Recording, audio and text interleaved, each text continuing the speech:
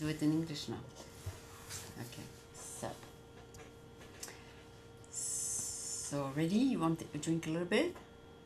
Okay. So here we are again. I'm back. It seems that the events made us stop the French interview, and by coincidence, and then now we are talking in English. So I assume when you meet people in America, you speak to them in English? I was raised in Canada. Oh. So English is my professional language. Oh. Yes, I could not survive without English. Which part of Canada? Vancouver. Okay, so everybody does business in English. Obviously. Vancouver is at west. I don't see how you can do business today without speaking English. Mm-hmm. I do in business the Vancouver area, you speak more English than in the Toronto area. It's the English-speaking part of Canada. Yeah. So you were raised in an English-speaking school. Yes. And then French was your second language? It was my parents' language. So you had a chance to practice at home. And I remember singing the Canadian national anthem, which was "O Canada," at school when I was 6 or 7. You know. Okay. I'm not gonna hide from you. I don't like to listen to the French Canadian from the East Coast. Yes. Because it just kind of transgress my spirit. It's like when I hear them, it's not as spiritual as the French. I love. French, not French. No. Let's say I like French Canadian also. I lived there also for 2 years. Oh, in the East Coast? Sometimes my friends in France ask me to imitate French Canadian. And you're able to? Yes. And it's the pronunciation, but it's also the vocabulary, which different. Is quite different, because it's Norman origin people that left France for Canada, and they had this accent from Normandy and from initially. Okay. But what do you feel about the character of the French Canadian and the character of the French? I don't really know. What I see is that Quebec likes to have French people coming over more and more. Okay. And integrate and live in Canada. Okay. But anyway, so let's go back to you. Speaking English is okay. Mandatory. It's mandatory in both areas. And sometimes it's funny because usually French people, and even here I've seen many and sometimes very visible people, when they speak English, you can notice they're French. Yeah, they're very strong. And sometimes, personally, just me personally, I find it a bit embarrassing for them. Oh, they don't pronounce good enough. But I understand also that the people here like to hear the English with a French accent, Okay. That's a good point. But if you can avoid it, it can be useful sometimes. And it's funny, this summer, I was here this summer, and I was at a table at a restaurant and with my family, and I met these people from another part of the US, and suddenly the guy looks at me and he says, "You're from Chicago, right?" And you said no. And my children started laughing, because of course not. Yes.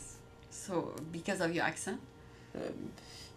I don't know why he said Chicago. If he could have said maybe Montreal, maybe. Oh, okay. But he didn't notice I was French. I see.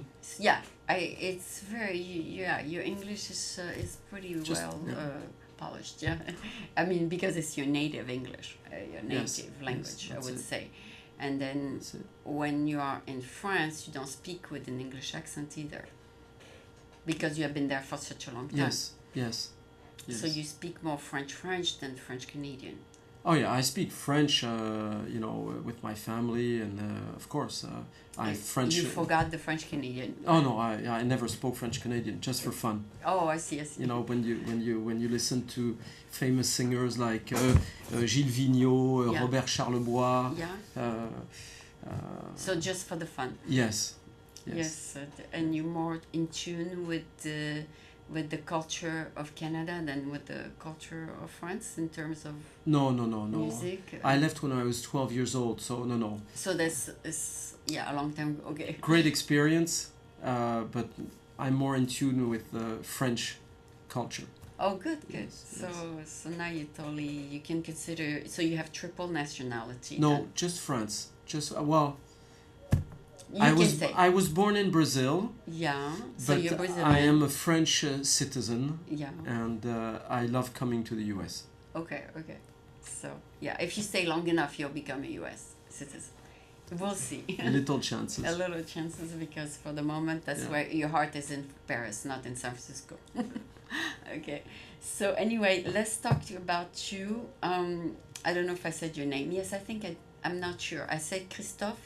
So his name is Christophe Lecerf. In English, you say Lecerf? Lecerf, it's fine. Okay. As long as they spell it right, it's okay. Okay. And how can I present you as a headhunter or as a recruiter? I think the best way to say it is I am a recruiter. Okay. I contribute in talent acquisition. Yeah, mostly at management level with great European talents. Some of them that can be appointed here in US for companies based in Silicon Valley. Great. Or for their operations in Europe or in Asia or in Latin America. Okay, but you don't name the company that interests you to represent here, that would interest you to be representing. My contribution is mainly in digital and information technology. Yeah, but you don't have a company in mind that you would like to represent, or you do? Well, it's very confidential business when you recruit for companies. Oh, you don't want to reveal. So you can't name customers, but by name. Okay. But you can name the industry, the sector. So that's wise. That's wise. Yeah. That's how you keep the trust of the people you work with, both candidates and clients. Great. That's a good policy. That's a good policy for you to have, and I'm sure for It's the basics of being a recruiter. I see. Yes. Okay. And your mission in America today is to look for who and for what? I come here several times a year. Yeah, like 3 times a year, like you said. Yeah. Yes, this year was 3 times to understand what's happening in technology and digital. Okay. Because many of the trends we see worldwide come from here. Okay. And remember, I worked 12 years for Apple Computer, also worked for Dell later, and worked for Korn Ferry. So many things are happening here, initiated here. And if you only follow it from abroad, you may be missing something. Okay. So you come here, and you catch up. It helps to understand it better. And the second objective, go ahead. No, I was gonna say companies like Asian company like Samsung and everything, they are in America represented as an international company, right? Yes. So they could be an Asian company that have an implementation in America. Right. Okay. Well, let's say first I come to understand what's happening on technology and digital. Yeah. But the companies I am interested to meet, for which I believe I can contribute, are, let's say, international companies here, or American companies here, or French companies that have established their headquarters here. But basically, all the IT and digital companies that are in fast growth and that consider seriously needing great European talent. Oh, great. I'm not going to compete with a local headhunter to find an American. Ah, okay. But if they want a CEO or a VP sales which has multicultural, understands Europe and America and Asia and whatever, then that's a harder search. I've got great people like that. Oh, you do have international. Yeah. Yes, that's my fond de commerce. Oh, okay. But it's harder to find if they have all 3, the Asian, American, and European. Yes. It's harder. But for example, right now I'm proposing that type of candidate for a key position in a company in the Bay Area, and that person has European culture, American culture, Asian culture, Latin American culture. Oh, that's incredible. It's great. That person survived in all four?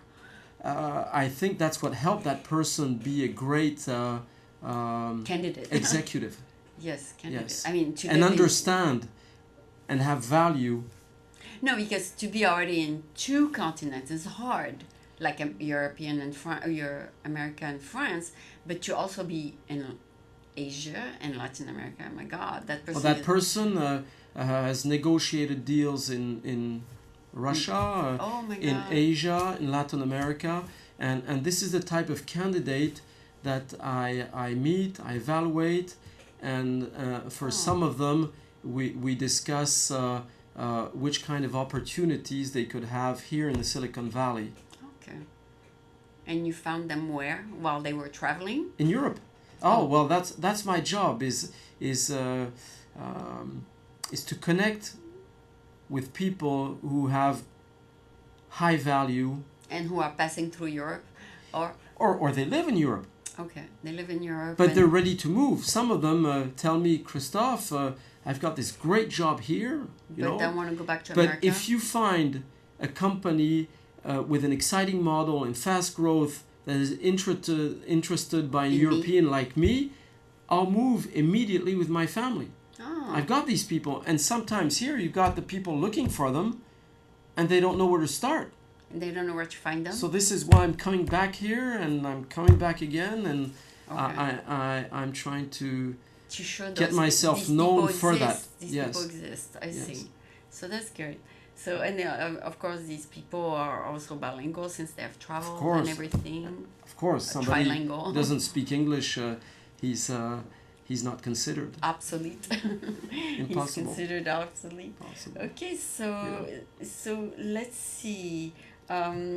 Are you interested, since you are a one-man show, like you mentioned in the French interview, are you interested in smaller companies that you can actually discuss the candidate with? Because with a big company, maybe they won't even let you through. Oh. I love small companies. Yes. So what do you consider small? You have startups and smaller and small, medium size. But let's say if you take a company that has, which is already a good size, $15 million revenue per year, they're starting to grow really faster and faster. And sometimes they're interested in getting a more experienced candidate, seasoned manager. And what I like doing is going to get those in larger companies. And when they're there, they're fed up with larger organizations. They want more autonomy, more motivation, more vision, a dream to share, and potentially more money to make in a smaller environment. And that's an interesting match to organize. Yeah.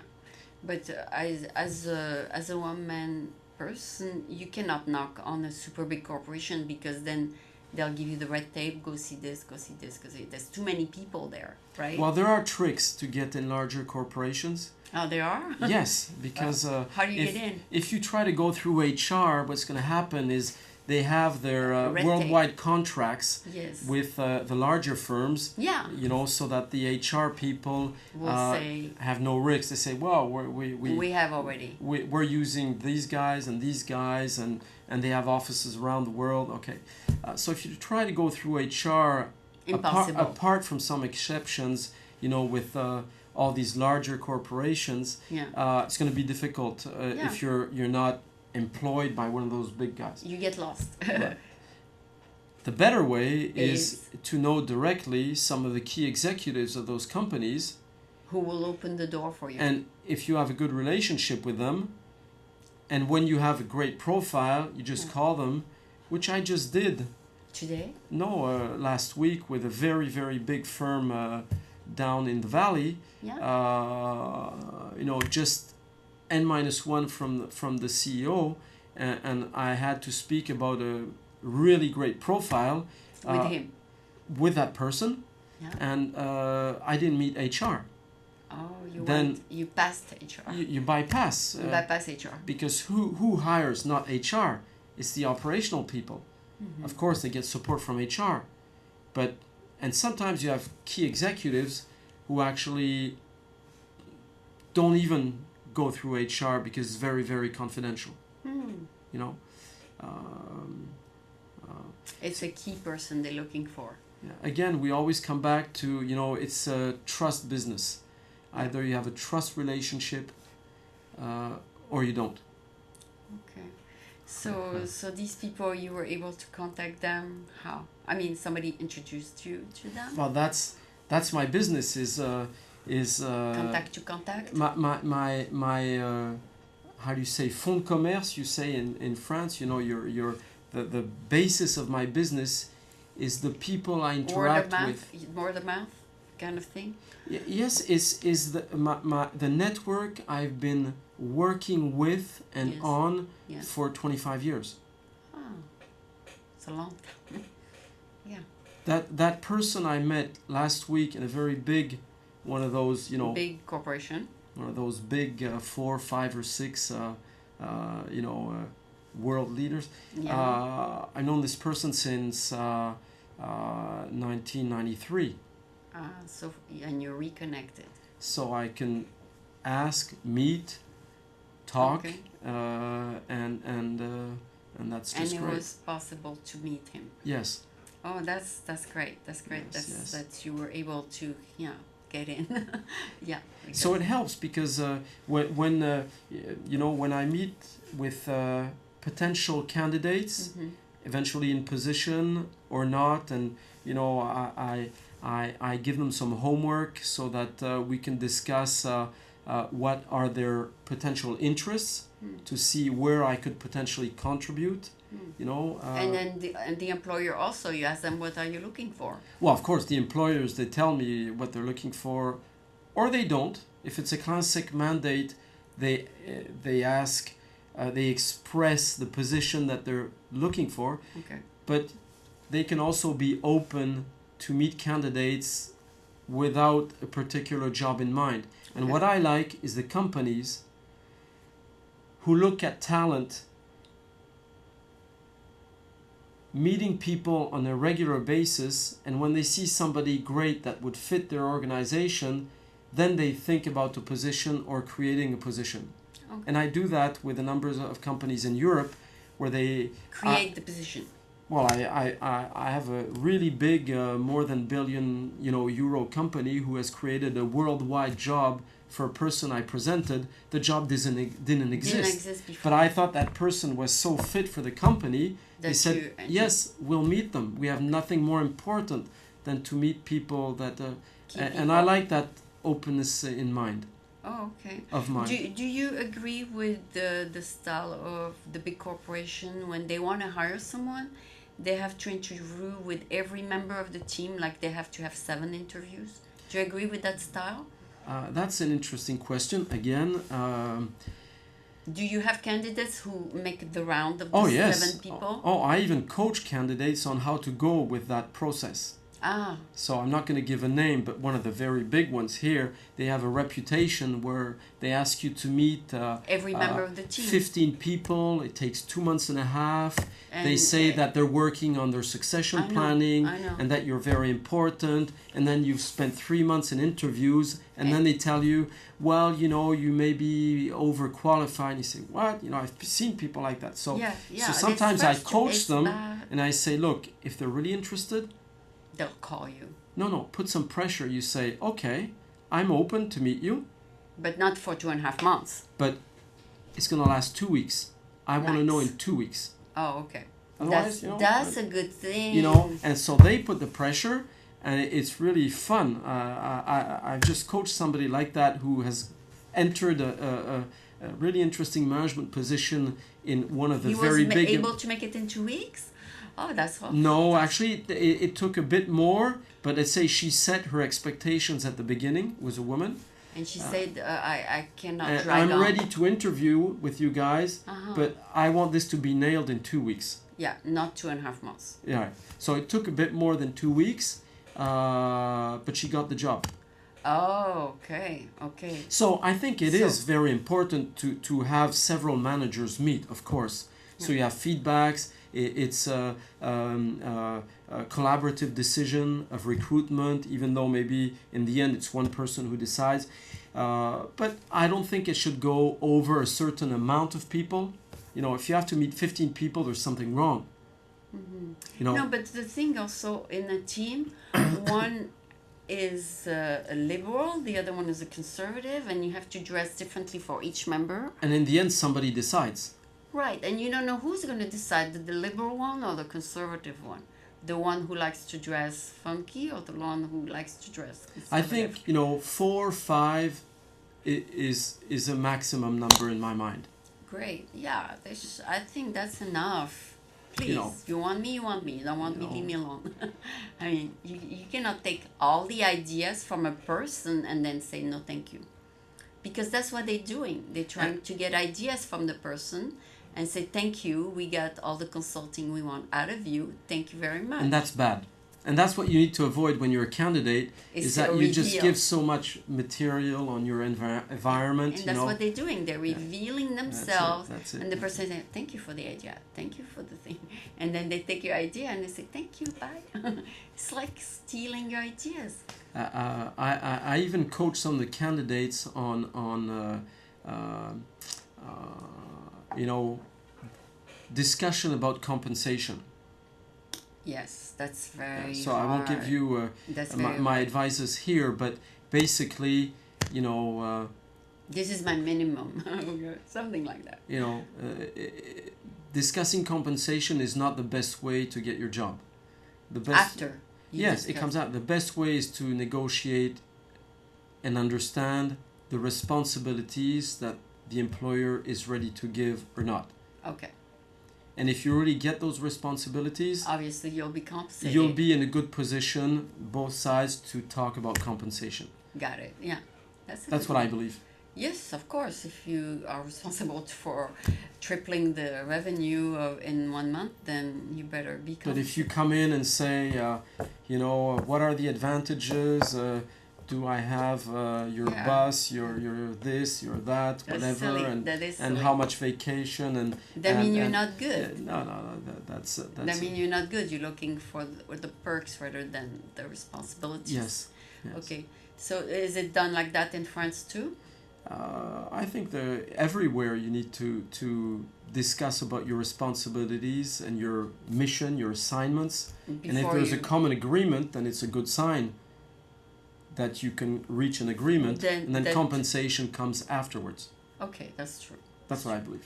Well, that's I never thought about it that way, but I think it makes sense. I mean, if you have the more responsibility, then obviously your salary will be much better, or compensations, and benefits and whatever. Yes. That's true.